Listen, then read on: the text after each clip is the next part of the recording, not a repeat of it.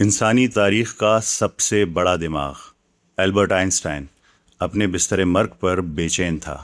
सांसें उखड़ रही थी, लेकिन उसकी उंगलियां आखिरी लम्हे तक कागज़ पर इक्वेशंस लिखती रही। वो बेकरारी से कायनात का एक ऐसा ख्वाब ढूंढ रहा था जो इसे ना मिल सका।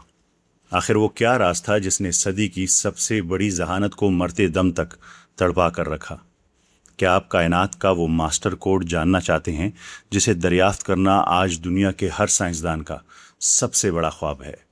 क्या आप जानना चाहते हैं कि जदीद फिजिक्स के वो कौन से दो सुतून हैं जो आपस में टकरा कर आज की साइंस को बेबस कर चुके हैं?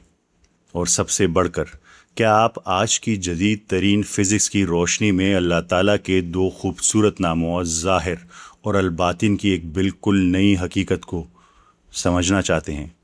तो आइए इन राज़ों से पर्दा उठाते हैं। बिस्मिल्लाहिर्रहमानिर्रहीम। अस्सलाम वालेकुम। मैं हूं डॉक्टर मोहम्मद सुफियान और आप देख रहे हैं गौर व फिक्र सीरीज़ की किस्त नंबर 84। आज हम इल्म की इस आखिरी सरहद पर जा रहे हैं जहां इंसान की बनाई हुई फ़िज़िक्स और रियाजी की लकीरें मिट जाती हैं और खालिक कायनात की लामहदूद ताकत का ज़हूर होता है। तो आइए कायनात के इस आखिरी राज को समझने का आगाज़ करते हैं। क्या आपने कभी रात के अंधेरे में आसमान की तरफ सर उठाकर इन अरबों चमकते सितारों और वसी कहकशाओं को देखा है? कभी इन लामहदूद फासलों को देखकर आपके जहन में ये ख्याल आया है कि आखिर ये सब कुछ कैसे काम कर रहा है? हर इंसान, चाहे वो पढ़ा लिखा हो या अनपढ़, जिंदगी में कभी ना कभी रात को आसमान देखकर ये ज़रूर सोचता है कि ये सब कैसे चल रहा है। क्या ये खुद ब खुद बन गया है? इतनी बड़ी और पेचीदा कायनात बग़ैर किसी खराबी के अरबों सालों से एक सेकंड की ताख़ीर के बग़ैर कैसे चल रही है? जब इंसान कोई कंप्यूटर, कोई स्मार्टफोन या उड़ता हुआ हवाई जहाज़ बनाता है तो हम इसकी मैकेनिक्स को 100% समझते हैं। अगर इसमें कोई ख़राबी आ जाए तो मैकेनिक फ़ौरन जान लेता है कि कौन सा पुर्जा ख़राब है और क्यों। क्योंकि वो मशीन हमने खुद बनाई है, हमारे पास इसका ब्लूप्रिंट मौजूद है। लेकिन जब हम इस अजीम व शान कायनात को देखते हैं जो हमारे किसी भी सुपर कंप्यूटर से खरबों गुना ज़्यादा पेचीदा और परफेक्ट है, तो हम दंग रह जाते हैं। इस अजीम कायनाती मशीन का ब्लूप्रिंट हमारे पास नहीं है। हम इस कायनात के इंजीनियर नहीं, महज हैरत ज़दा मुसाफिर हैं। यहीं से तारीख़ के सबसे बड़े सवाल ने जन्म लिया। क्या हम कभी ये समझ पाएंगे कि ये अजीमुशान कायनात दरअसल काम कैसे करती है? क्या इतनी परफेक्ट और मुकम्मल मशीन खुद ब खुद चल रही है, या इस पर्दे के पीछे कोई ऐसी ज़ात है जो इस सारे निज़ाम को चला रही है? इंसान ने एक ज़िद की और इस कायनात को रिवर्स इंजीनियर करने की ठानी। इंसानी अकल को ये गहरा एहसास हुआ कि ज़मीन की कशिश शकल, सितारों की रोशनी और एटम की ताकत बज़ाहिर कितनी ही मुख्तलिफ क्यों ना हो, लेकिन किसी भी परफेक्ट मशीन की तरह इन सब का सोर्स और कंट्रोलर एक ही होना चाहिए। बिल्कुल वैसे ही जैसे एक इमारत के अंदर दौड़ने वाली बिजली तारों में जाकर कहीं भी रोशनी बन जाती है, कहीं स्क्रीन की तस्वीर और कहीं हरारत। बज़ाहिर ये सब अलग अलग हैं, लेकिन पीछे कंट्रोल रूम एक ही है। यही से साइंस का वो पुरस्कार सफ़र शुरू हुआ जिसे हम यूनिफिकेशन यानी वहदत की तलाश कहते हैं। कायनात के तमाम बिखरे हुए पुर्ज़ों को वापस एक मरकज़ पर लाने की जुस्तजू, एक ऐसी इक्वेशन की तलाश जो 1 इंच लंबी हो, लेकिन इसमें एटम के छोटे तरीन ज़र्रे से लेकर ब्लैक होल की तारीक तरीन दिल तक हर चीज़ का राज छुपा हो। इस आखिरी इक्वेशन को साइंस की दुनिया में थ्योरी ऑफ एवरीथिंग कहा जाता है। साइंसदानों का ये पुख्ता यकीन है कि जिस दिन इन्हें ये आखिरी इक्वेशन मिल गई, इस दिन वो पूरी कायनात के काम करने का मुकम्मल राज समझ जाएंगे। ये कायनात को एक लड़ी में परोने और इसके डिज़ाइनर को ढूंढने की कहानी है। लेकिन कायनात के इस मास्टर कोड की तलाश एल्बर्ट आइंस्टाइन से शुरू नहीं होती। ये मिस्ट्री बहुत पुरानी है। आज से हज़ारों साल पहले जब इंसान ने अपने इर्द गिर्द बिखरी हुई बेपनाह रंगीनियों को देखा, जलती हुई आग, बहता हुआ पानी, ठोस ज़मीन और आसमान पर चमकते सितारे, तो इसके जहन में एक इंतहाई गहरा सवाल पैदा हुआ। क्या ये सब कुछ वाकई एक दूसरे से अलग है, या इन सब के पीछे कोई एक ही पोशीदा धागा, एक इनविजिबल थ्रेड है जिसने पूरी कायनात को सी रखा है? قدیم یونانی فلسفہ اسے ایک پوشیدہ دھاگے کو آرکی کا نام دیتا ہے، یعنی کائنات کی وہ بنیادی اکائی جس سے سب کچھ بنا ہے۔ تھیلیز نامی فلاسفر نے سوچا کہ ہر چیز کی بنیاد پانی ہے، کیونکہ یہ اپنی شکل بدل کر کائنات کی ہر صورت اختیار کر لیتا ہے۔ پھر پائتھاگورس نے، جس نے یہ عظیم دعویٰ کیا کہ کائنات مٹی یا پانی سے نہیں بلکہ میتھمیٹکس اینڈ جیومیٹری کے پوشیدہ اصول سے بنی ہے، اس نے پہلی بار دنیا کو بتایا کہ کائنات کوئی حادثہ نہیں بلکہ ایک حساب ہے۔ اور پھر ڈیموکریٹس نے یہ نظریہ پیش کیا کہ کائنات کی ہر چیز، چاہے وہ انسان ہو یا ستارے، ایک ہی چھوٹے ناقابل تقسیم ذرے سے بنی ہے، جسے اس نے ایٹم کا نام دیا۔ صدیوں تک کائنات کو ایک لڑی میں پرونے کا یہ شاندار خواب صرف فلسفے کی کتابوں اور خیالات تک محدود رہا۔ انسان یہ تو جانتا تھا کہ کائنات کے پیچھے کوئی ایک راز ہے، لیکن اس راز کو ثابت کیسے کیا جائے؟ پھر 17ویں صدی میں تاریخ کا ایک بہت بڑا موڑ آیا، ایک ایسا موڑ جس نے انسان کے سوچنے کے انداز کو ہمیشہ کے لیے بدل دیا۔ انسان نے فلسفے کو میتھمیٹکس کی زبان میں ڈھالنا سیکھ لیا۔ اب کائنات کے راز صرف سوچنے سے نہیں بلکہ نمبرز اور ایکویشن سے ثابت ہونے والے تھے۔ یہی سے انٹری ہوتی ہے آئزک نیوٹن کی۔ اس دور تک انسان کا یہ پختہ یقین تھا کہ کائنات دو الگ الگ حصوں میں بٹی ہے، ایک زمین جس کے قوانین اپنے ہیں اور جہاں چیزیں نیچے گرتی ہیں، اور دوسرا آسمان جو ایک مقدس اور الگ دنیا ہے جس کے قوانین زمین سے بالکل مختلف ہیں۔ لیکن جب نیوٹن نے درخت سے گرتے ہوئے سیب کو دیکھا تو اس نے کائنات کا وہ ماسٹر لاک کھول دیا جو ہزاروں سالوں سے بند تھا۔ اس نے سوچا کہ اگر سیب زمین پر گرتا ہے تو آسمان میں موجود چاند زمین پر کیوں نہیں گرتا؟ نیوٹن نے اپنی ایکویشن سے دنیا کو چونکا دینے والی حقیقت بتائی۔ چاند بھی دراصل زمین کی طرف گر رہا ہے، لیکن اس کی تیز رفتار اسے ایک دائرے میں گھما رہی ہے۔ اس نے ثابت کر دیا کہ جس طاقت نے سیب کو زمین پر کھینچا ہے، بالکل اسی طاقت نے چاند کو زمین کے گرد باندھ رکھا ہے۔ نیوٹن کی ایک ایکویشن نے زمین اور آسمان کی دراڑ کو ختم کر دیا۔ یہ سائنس کی تاریخ کی پہلی اور عظیم ترین یونیفیکیشن یعنی وحدت تھی۔ انسان نے پہلی بار ریاضی کی مدد سے زمین کے فرش کو آسمان کی چھت کے ساتھ جوڑ دیا تھا، اور جب وحدت کا یہ پہلا دروازہ کھلا تو سائنسدانوں کو کائنات کے مزید بکھرے ہوئے ٹکڑے جوڑنے کی راہ مل گئی۔ نیوٹن کے کئی سالوں بعد جیمز کلرک میکسویل نے ایک اور ناممکن کام کر دکھایا۔ انسان صدیوں سے آسمان پر چمکتی بجلی اور زمین پر موجود مقناطیس کو دو بالکل الگ اور مختلف طاقتیں مانتا تھا۔ میکسویل نے اپنی شاندار ایکویشن سے یہ ثابت کیا کہ یہ دو الگ الگ طاقتیں نہیں ہیں بلکہ ایک ہی طاقت کے دو الگ الگ چہرے ہیں۔ اس نے بجلی اور مقناطیس کو آپس میں ملا کر ایک کر دیا اور اسے الیکٹرو میگنیٹک فورس کا نام دیا۔ انسانیت کا اعتماد آسمان کو چھونے لگا۔ ہم نے زمین اور آسمان کو جوڑ لیا، ہم نے بجلی اور مقناطیس کو جوڑ لیا۔ کائنات کا ماسٹر کوڈ اب ہماری گرفت میں محسوس ہو رہا تھا۔ ہم سمجھنے لگے تھے کہ کائنات کی تمام طاقتیں ایک ہی زنجیر کی کڑیاں ہیں۔ یہ وہ مقام تھا جہاں سے انسان نے یہ خواب دیکھنا شروع کیا کہ اگر ہم ان ساری کڑیوں کو ملا دیں تو ہم آخر کار اس تھیوری آف ایوری تھنگ تک پہنچ جائیں گے جس پر یہ پوری کائنات کھڑی ہے۔ اور اسی خواب کو پورا کرنے کے لیے میدان میں اترا 20ویں صدی کا سب سے بڑا دماغ البرٹ آئنسٹائن۔ 20ویں صدی کے آغاز میں البرٹ آئنسٹائن نے دنیا کو کائنات کا ایک بالکل نیا نظریہ دیا جسے ہم جنرل تھیوری آف ریلیٹیوٹی کہتے ہیں۔ اس نے بتایا کہ کشش ثقل کوئی کھینچنے والی طاقت نہیں ہے بلکہ ستاروں اور سیاروں کے وزن سے خلا یعنی اسپیس کی چادر میں پڑنے والا ایک خم ہے، ایک کرو ہے۔ جب آئنسٹائن نے کشش ثقل کا یہ راز پا لیا تو اس نے اپنی زندگی کا اگلا اور سب سے بڑا ہدف طے کیا۔ اگر نیوٹن زمین اور آسمان کو جوڑ سکتا ہے اور اگر میکسویل بجلی اور مقناطیس کو، تو کیوں نہ میں ایک ایسی ایکویشن لکھوں جو کشش ثقل یعنی گریوٹی اور الیکٹرو میگنیٹزم کو آپس میں ملا دے۔ آئنسٹائن کو لگا اگر اس نے یہ کر لیا تو انسان لفظی طور پر یہ کائنات کے اس ماسٹر کوڈ، اس تھیوری آف ایوری تھنگ کو پڑھ لے گا۔ اس نے اپنی زندگی کے آخری 30 سال اس ایک ایکویشن کو ڈھونڈنے میں لگا دیے۔ ہسپتال کے بستر پر زندگی کے آخری لمحات میں بھی وہ کاغذ پر یہی ایکویشنز لکھ رہا تھا۔ لیکن تاریخ کا سب سے بڑا ذہین انسان इस जंग में हार गया, वो नाकाम रहा। आखिर वो कौन सा तज़ाद था जिसके सामने उसकी जहानत बेबस हो गई?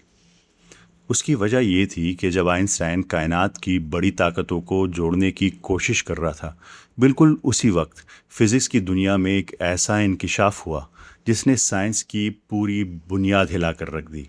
इंसान ने पहली बार एटम के अंदर झांक कर देख लिया था, और वहाँ साइंसदानों को एक ऐसी दुनिया मिली जिसका उन्होंने ख्वाब में भी तसव्वुर नहीं किया था। इस माइक्रो वर्ड, इस क्वांटम वर्ड की दरियाफ्त ने आइंस्टाइन के इस अजीम ख्वाब को चकनाचूर कर दिया। क्यों? क्योंकि आइंस्टाइन ने अपनी इक्वेशन में सिर्फ दो ताकतों यानी कशिश शकल ग्रेविटी और इलेक्ट्रोमैग्नेटिज्म को जोड़ने की कोशिश की थी। उसे लगता था कि कायनात का सारा निज़ाम इन्हीं दो पर चल रहा है। लेकिन जब साइंसदानों ने एटम के अंदर झांका तो उन्हें वहाँ कायनात को चलाने वाली दो मज़ीद नई ताकतें मिल गई, यानी स्ट्रॉन्ग न्यूक्लियर फोर्स और वीक न्यूक्लियर फोर्स।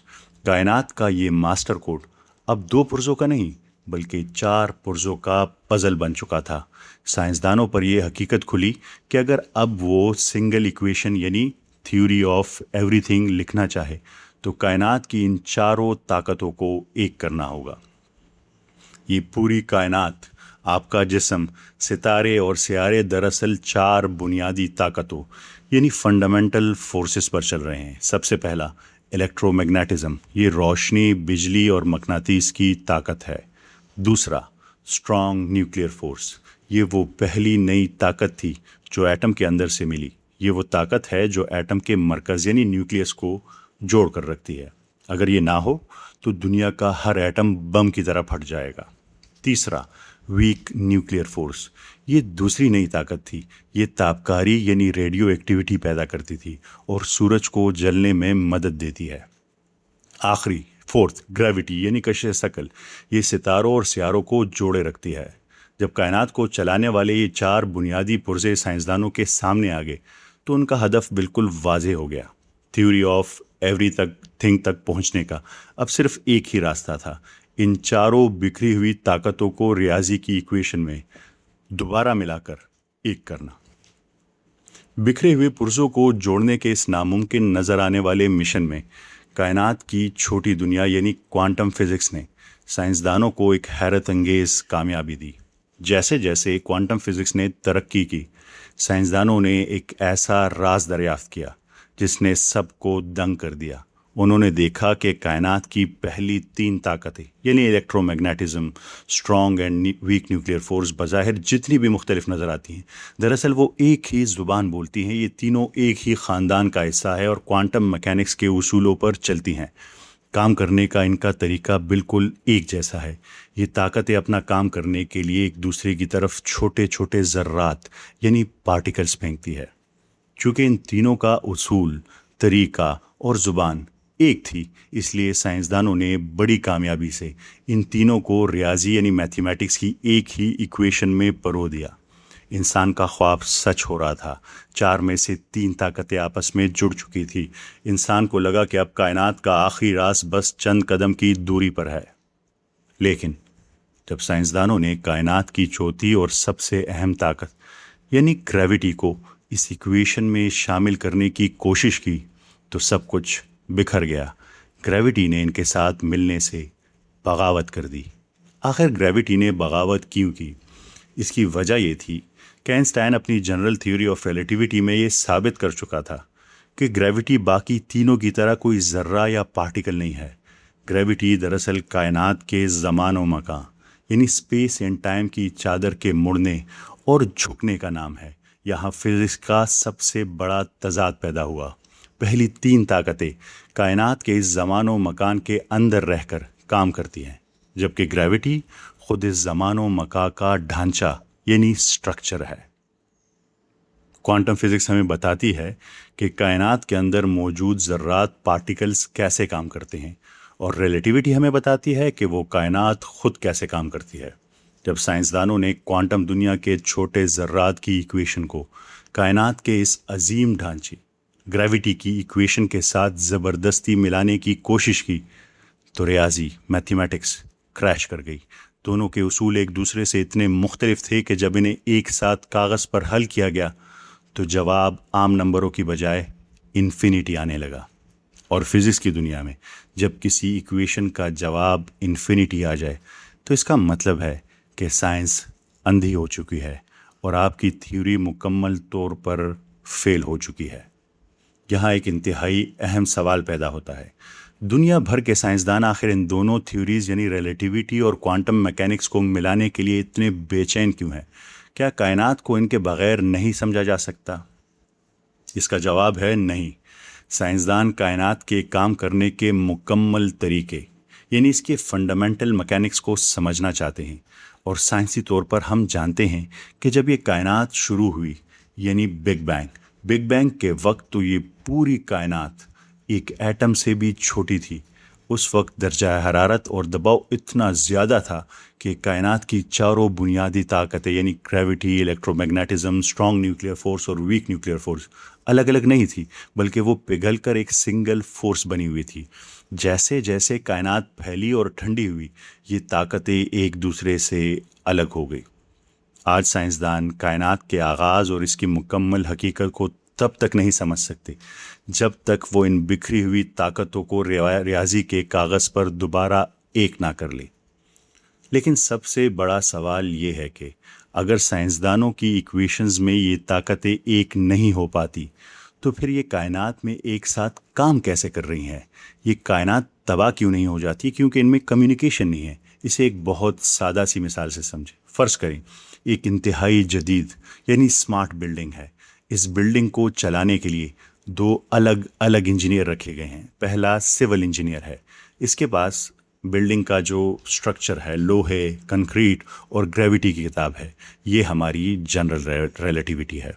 दूसरा इंजीनियर आईटी एक्सपर्ट है, इसके पास बिल्डिंग के अंदर दौड़ने वाली वाईफाई सिग्नल, सर्वर्स और माइक्रो चिप्स की किताब है, ये हमारी क्वांटम मैकेनिक्स है।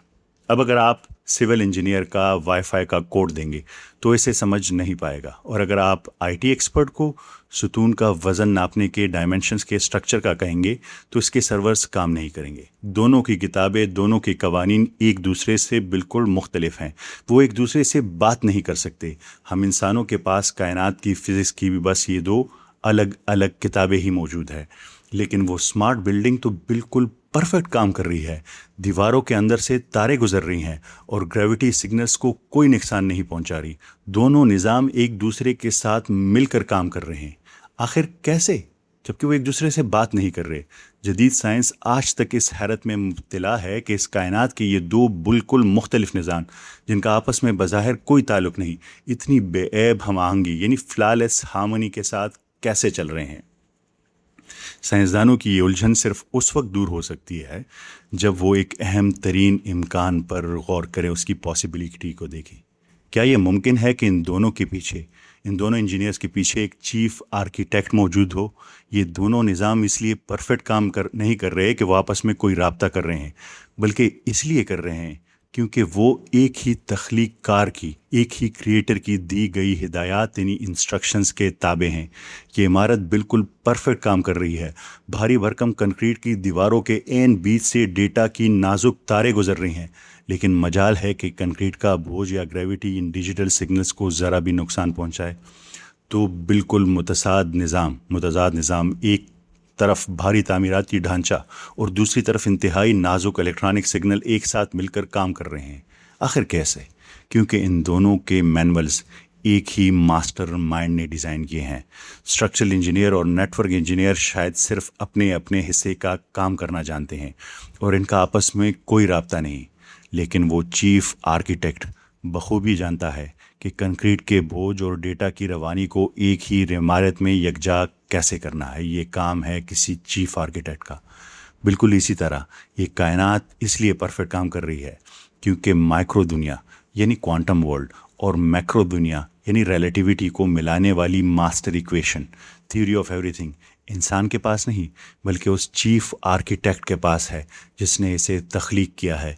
कायनात में कोई तजाद नहीं, तजाद हमारे नामुकम्मल इल्म में है। कायनात बिखरी हुई नहीं, हमारी रियाजी बिखरी हुई है। साइंसदान उसे तलाश करने से कासिर है। क्यों? क्योंकि रियाजी का एक मशहूर कानून है, गॉडेज इनकम्प्लीटनेस थ्योरम। इस कानून के मुताबिक कोई भी सिस्टम अपने अंदर रहते हुए خود کو 100% مکمل طور پر ثابت نہیں کر سکتا. اسے ثابت کرنے کے لیے اس سسٹم سے باہر کسی آبزرور کی ضرورت ہے. انسان اس کائنات، اس زمان و مکان، اس اسپیس ٹائم کے فریم ورک کے اندر قید ہے. ایک مچھلی جو سمندر کے اندر رہتی ہو وہ سمندر کے باہر کی فزکس نہیں لکھ سکتی. ہم تصویر کے اندر رہ کر پوری تصویر کو کیسے ڈیکوڈ کر سکتے ہیں؟ اسے ڈیکوڈ کرنے کے لیے اس ہستی کی ضرورت ہے جس نے اس کائنات کو بنایا ہے، جو اس ٹائم اور اسپیس کی قید سے باہر ہو، جو اسے باہر سے آپریٹ کر رہا ہو. یہاں خالق یعنی کریٹر صرف ایک عقیدہ نہیں رہتا، بلکہ میتھمیٹکس اور لاجک کی سب سے بڑی ضرورت بن جاتا ہے. اور یہیں سے سائنس کی حد ختم ہوتی ہے اور قرآن کریم کی سچائی عروج پر پہنچتی ہے.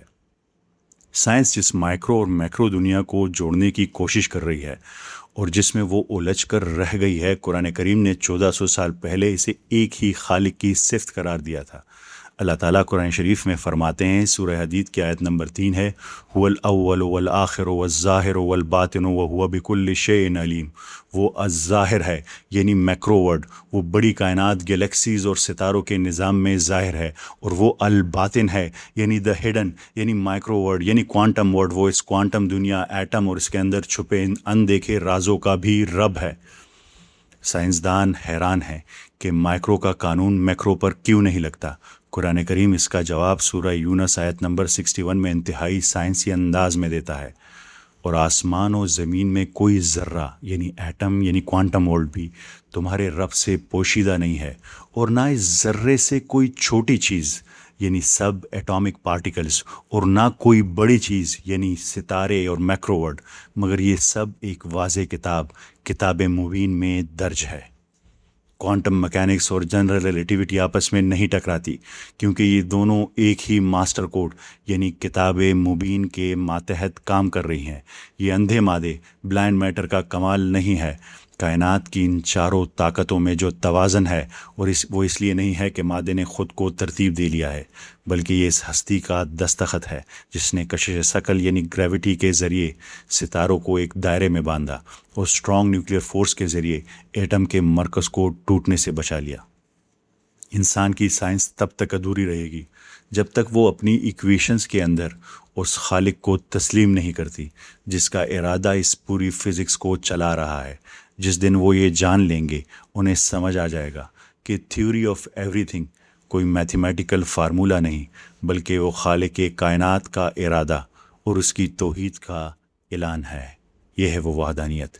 کائنات خود بخود نہیں چل رہی کہ اسے کسی ریاضی کے فارمولے کے سہارے کی ضرورت ہوگی.